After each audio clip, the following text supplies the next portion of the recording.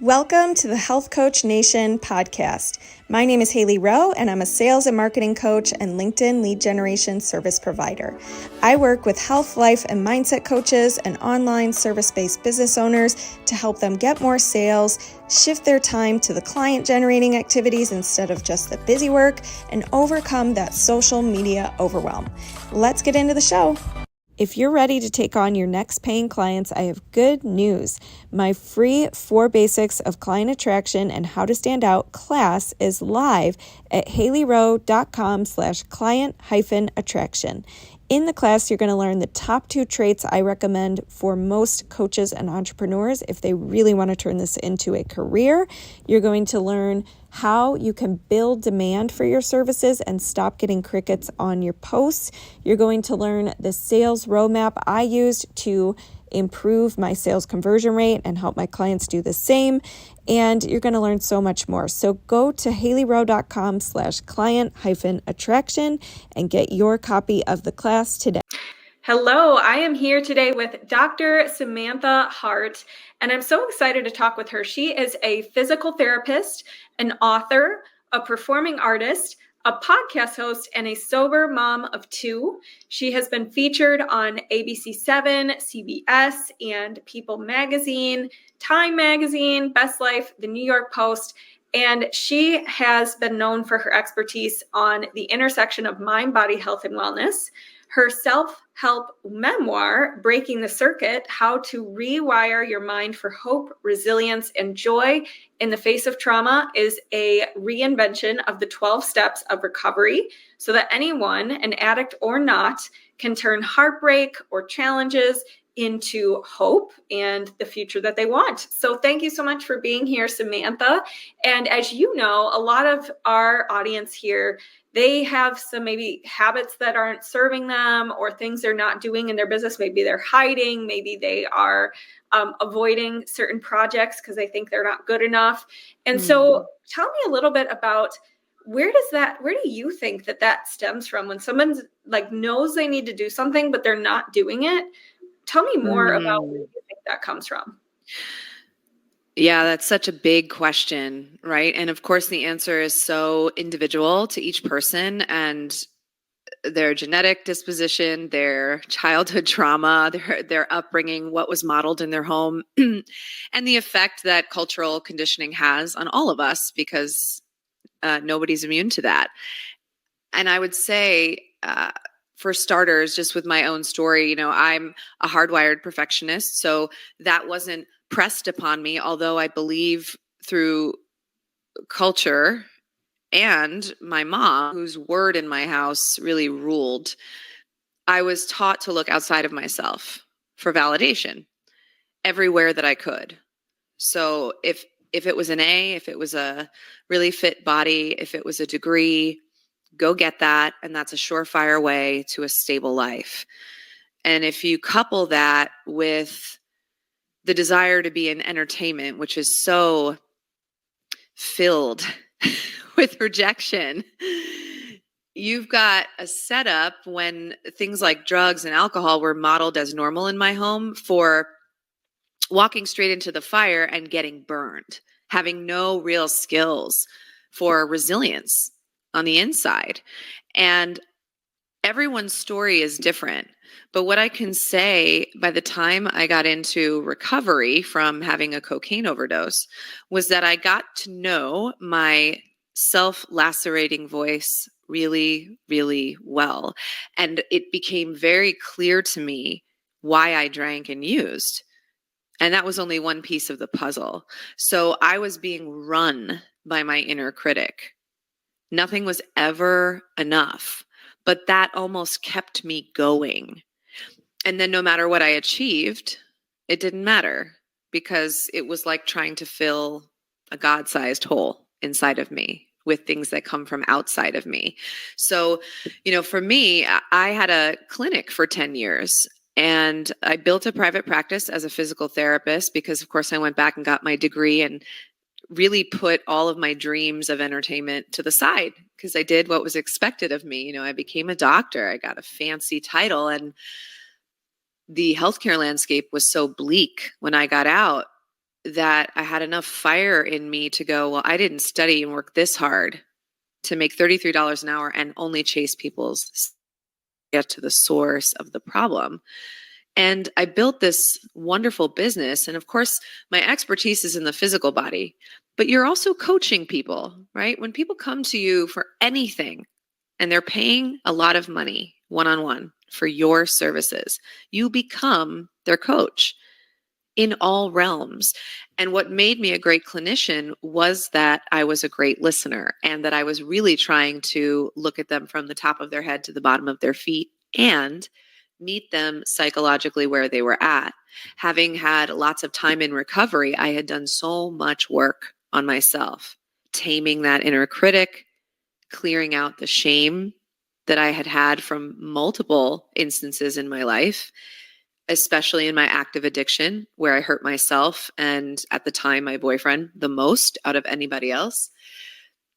And as soon as I did work on myself to clear shame, which I believe is the most corrosive thing we carry in our bodies, all of us, addicts or not, I could hear my intuition.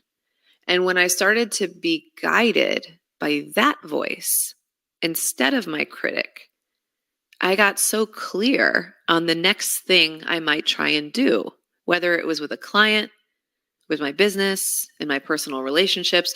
So I was able to give that to my patients in the clinic. They didn't know I was using the 12-step model in a practical, tangible way to their particular circumstance. But like anyone, I think we all get stuck, some more than others, in cycles of emotional dysfunction. And my clients weren't like me. They weren't cocaine addicts in recovery. They weren't fall down drunks. These were wealthy people who had knee pain. But they were surely addicted to productivity or thinness. Whatever it was, I couldn't unsee it because I recognized it in myself. I had been there. And I always had to meet them in that place and be really honest with them and say, you came here and you paid a lot of money. Your pain is waking you up and telling you need to change. But this thing that you're stuck in, this loop of being addicted to busy, is going to get in the way of any program that I designed for you that's perfectly curated for your body. So what are we doing about that?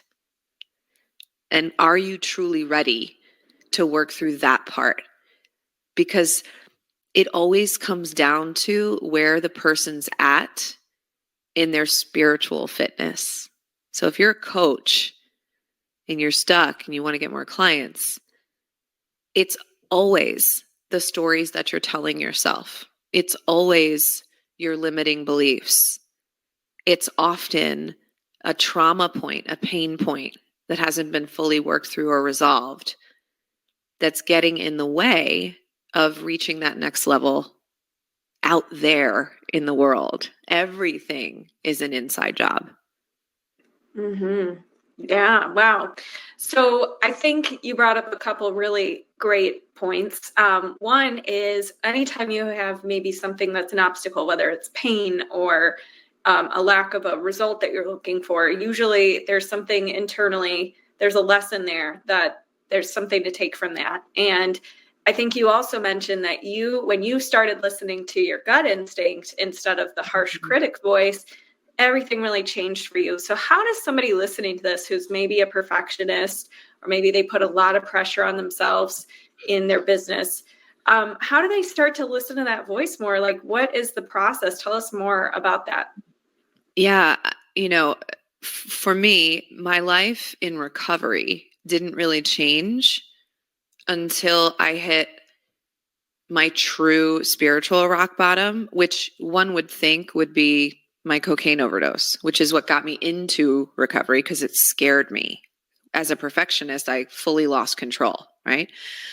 But it wasn't a soul level bottoming out.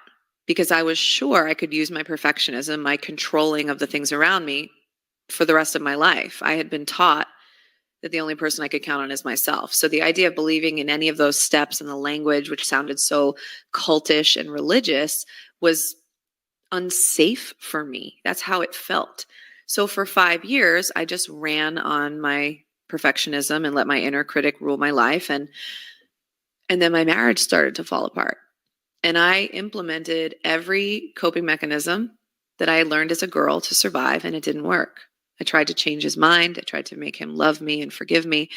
And that looked like sleeping on many people's couches. I mean, it was a desperate, scary time in my life. It's all in my book. I ended up not being ready to divorce him, but I signed a lease. I was 30 years old, so we were separated. I had never really been alone in my life. I was 5 years sober and I had zero sense of self-worth, zero. So this was my bottom. What am I going to do now? And I had sponsors in the program, right? So I had gone through the steps, but surface level, because again, the faith stuff, the God stuff, the patriarchal language just didn't work for me. And this woman came into my life and she said, what if we did the steps on your marriage? What if we stopped talking about alcohol and drugs? Because you're not about to go and call the dealer, but you're really obsessing over this thing. And you're not okay unless this thing works out the way you want it to. And this is not a way to live. So we did. And to answer your question, every part of that process was transformative. But when we got to the 9th step, which is making an amends, which I had done many, many times in recovery, I had hurt a lot of people. She was the first person in my life to ever say to me, have you ever made an amends to yourself? That question for a perfectionist is an act of revolution. And let's be really clear that is not waving a wand, putting your hand on your heart and saying, I forgive you, and you're free from self-ridicule. It is not linear, the practice of forgiveness to yourself or to anyone. It's very bumpy and messy, but it was the beginning of even considering that I might have done some things in my life that I wasn't proud of, that I had made some bad choices, but that I was not a bad person. And that I could free myself from beating myself up into perpetuity for the things I had done, because I was literally living in a brand new way that proved to me that I could be honest and hardworking and kind and loving. And that amends process began to set me free. I think of my intuition as living at the base of my gut, because as a perfectionist, as a highly intelligent, cerebral, academic person, right, everything goes on here between my ears. A lot of decision making and having to figure things out and busy brain. When I cleared the shame, it felt like it was like the final thing after trauma, drugs, alcohol, like this stockpile of dirt. And under the rug, after sweeping away all this other stuff, it was like if I took the shame away, all of a sudden there was this clear channel where my intuitive voice could go, hey, you're in this apartment all by yourself. You've never even lived alone before and you're 30. This is frightening. And you don't even know how to soothe yourself to sleep. What if you wrapped your arms around yourself and you just hugged yourself to sleep? That was the first time I heard her voice in over 2 decades. That's what she said to me. And I knew it wasn't my critic because it was so kind and it was so compassionate. And I listened. I mean, I remember that first night on that mattress. I had no furniture in the apartment. I just threw myself back on it and looked up at the ceiling and was sobbing. And I heard her. So in my opinion, nothing has been before or since more transformative to my healing process and to getting reacquainted with my intuitive voice as making an amends to myself and getting into a regular practice of self-forgiveness, interrupting the inner critic as she shows up, honoring her, not compartmentalizing and denying her and shoving her away, but honoring. I know you're scared right now. You feel out of control. I get it. Everything feels crazy to you, and you want to stand in and run the show. But I'm here to tell you there might be another way. So just let me take the lead. I love you. You can stand down now. Yeah, definitely. So being able to acknowledge and, I think a big thing that you said earlier for perfectionists is a lot of times you let that drive you. Like you do accomplish a lot of things. And so I think sometimes people are afraid to let that go or think like, well, if I have this kind voice in my head and if I forgive myself, well, then will I still have that drive, or it served me for so long that they're like almost afraid of any new way. So how does somebody open themselves up to like this new way of life and making amends and that kind of thing?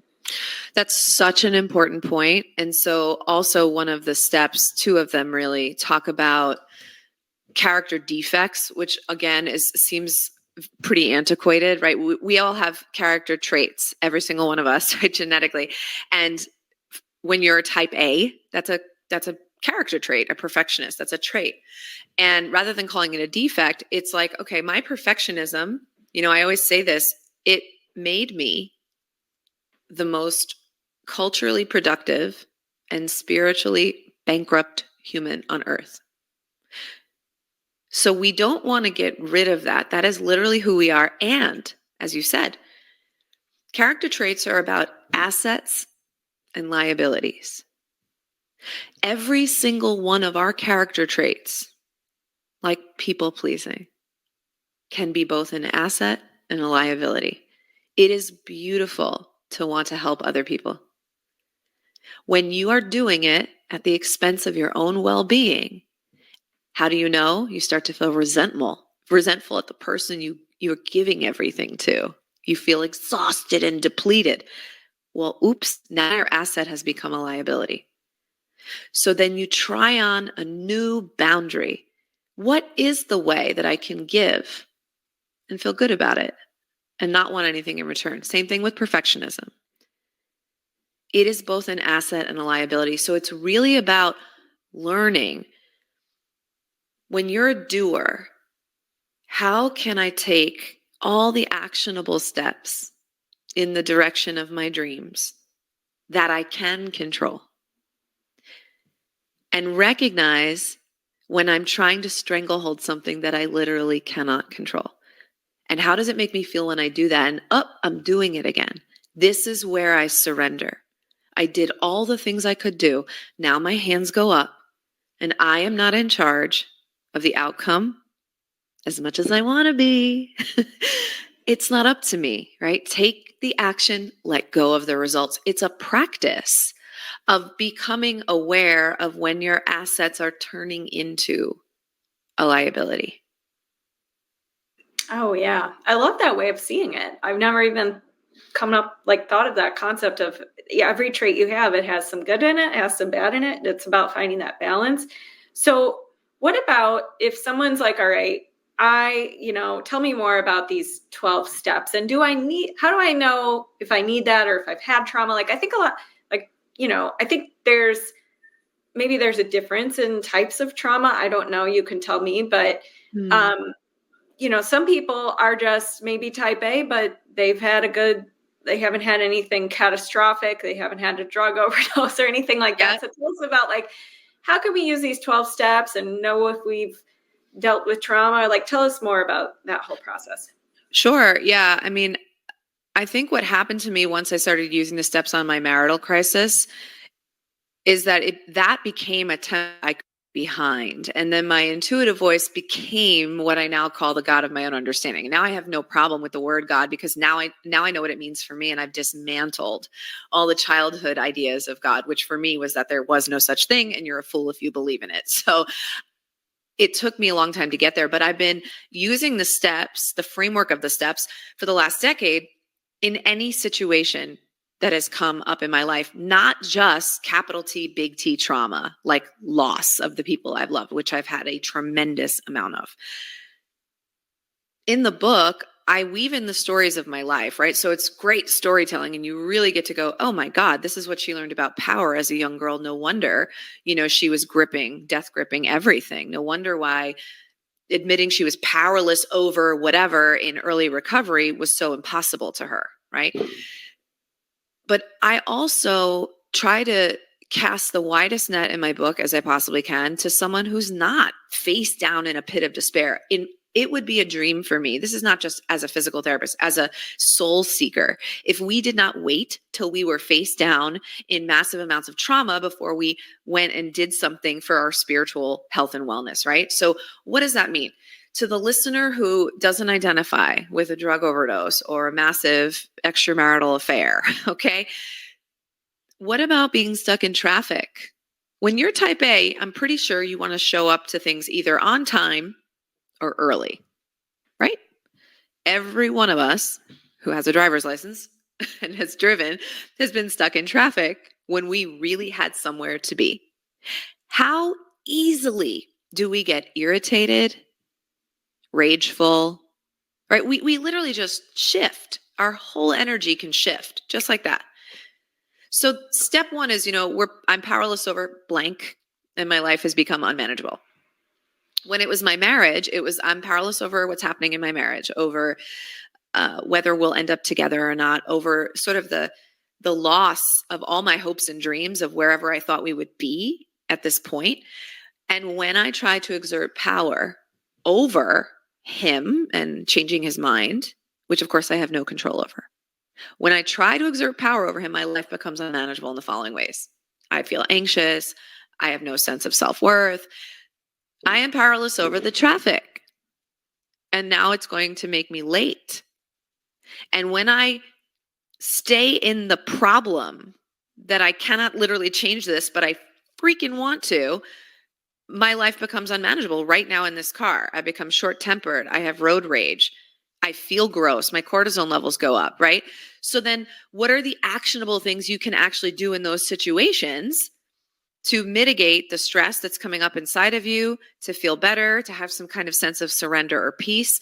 So these steps are just another set of tools in people's arsenal to change their mindset at any given time in a 24-hour period. I literally, because I've worked them so many times, can pull out any one of the 12 steps at any point in the day and just use them in any situation whatsoever. And I remember in early recovery, when I was sitting in the back with my arms crossed, just so angry that I was there. People with a lot of time in recovery who'd be like, I'm so-and-so, and I'm a grateful recovering addict or whatever. And I'm like, grateful? Like who? It's like the last stop on the train. Like who the fuck wants to be here right now? Seriously? And who's actually now I'm 15 years sober. Okay. And what I can tell you is that in and out of the rooms of recovery, people are suffering everywhere, stuck in cycles of dysfunctional thinking and coping everywhere. Anxiety, depression, suicide, addiction rates are super high, especially post-pandemic. This is my calling card because it is what saved my life to what I believe can help save other people's lives. And I don't just mean from devastating trauma, but by the way, grief does not discriminate. And grief has been one of the hardest things I've ever had to live through in sobriety. Every one of us is going to lose somebody we love if we have not already. And what are we going to do when that happens? What is the blueprint for how to get to the other side of that heartbreak? I don't know what it is for anybody else, but I have a step-by-step process for the rest of my life that doesn't make it all go away, but it allows me to find hope in the sorrow and joy, by the way, which is literally as important to me as the air that I breathe. I think the 12 steps should be available to everybody. Nice. Amazing. Well, and we want to definitely share where people can get the 12 steps and learn them and apply them. Is there, on the topic of rewiring our brain and, achieving the habits that we want in our business, is there one rule, one step that stands out to you that you want to share as kind of like a little taster into your 12 steps? Well, since I already talked about making amends and character defects and control and power, right, which is actually a bunch of the steps. Mm-hmm. What I will say to sort of wrap this conversation up is step 12 is about being of service to other people. Okay, which if you're trying to be a successful coach, that's literally the essence. And by the way, if you're trying to be a successful entrepreneur, that is the essence of what you are trying to do, is help other people, right? Mm-hmm. So there's this amazing, this is not from recovery, acronym. If you think of the word hope and you break down what it could stand for, help one person every day. If you made the root of your goal for your business, for your clients, to help one person every day, to provide value to anybody that's on the other side of the screen, whether you think you have something important to say or not, if you can move out of your own way and know that you might be a little further along in your life journey than somebody on the other side of the screen who might need to hear what you have to say, you're off to a great start. Because the moment you start providing value and people feel seen and heard and cared for, they're going to remember you, and they might actually choose you as your coach over somebody else. Yes, I love that. I had a podcast guest once who said, my business plan was just to help people. And I love that so much, because it's, at the end of the day, that is really what we want to do as coaches. And so thank you so much for sharing all this. Where can people find you, connect with you, check out the book, all the things? Mm-hmm. So all of my social media handles are at Dr. Samantha Harte, Dr. Samantha, and Harte is how you spell Harte. My book is available on my website along with a lot of other digital assets. If you would want a large package, you can kind of play around on the website. But Amazon has my book, Breaking the Circuit, and it's an Amazon bestseller now, which is so exciting. Congrats. Thank you. And I just launched a community where super cheap monthly amount where like-minded individuals get together and they have access to all kinds of fitness and wellness programs that I've designed over the years as a PT for injury prevention, but also where we can talk about a practical application of the steps. So it's a really cool community called Cycle Breakers, because that's ultimately what I have become. I'm the one who's changing the trajectory of my history of generational trauma, which is no easy feat, but it's also amazing and why I think I'm here. So yeah, just go to my website to check that stuff out too, drsamanthaharte.com. Amazing. Thank you so much, Dr. Samantha. And I really appreciate you for sharing everything you've shared today. Thank you so much for having me, Hailey. Thanks so much for listening to this podcast. And if it's really helpful for you, I'd really appreciate if you share it and or leave a written podcast review. This tells the podcast sites that our show is useful and it will be promoted to more people that way. Thanks again.